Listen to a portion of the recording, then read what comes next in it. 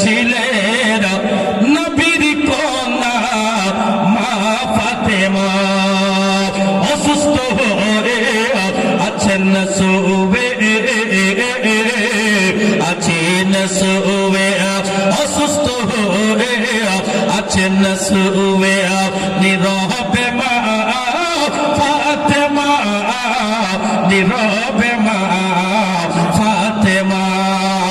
আলী বলেন ও গো বিবিয়া কি খেতে চাও বলো না, কে খেতে চাও বলো না। অসুস্থ হয়ে আছেন শুয়ে, নীরবে মা ফাতেমা, নীরবে মা ফাতেমা।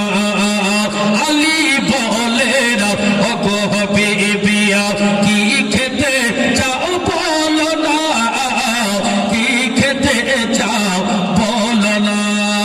তখন মা ফাতেমা বললেন একটি ডালে মা, একটি ডালে মা খেতে চাই আমি, একটি ডালে মা খেতে চাই আমি। বলেন মা ফাতেমা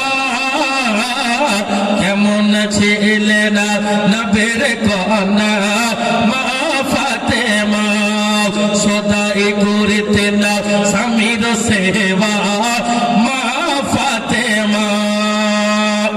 হযরত আলী চাদর নিয়ে বাজারে গেলেন কিনতে, বিক্রি করতে। মা আপনার স্বামী কোনদিন অভাবে আপনার চাদর ওড়না বিক্রি করতে গেছে বাজারে? না, মা ফাতেমার স্বামী মা ফাতেমার জান্নাতি চাদর বিক্রি করতে যাচ্ছে বাজারের ভিতরে বেড়াদার।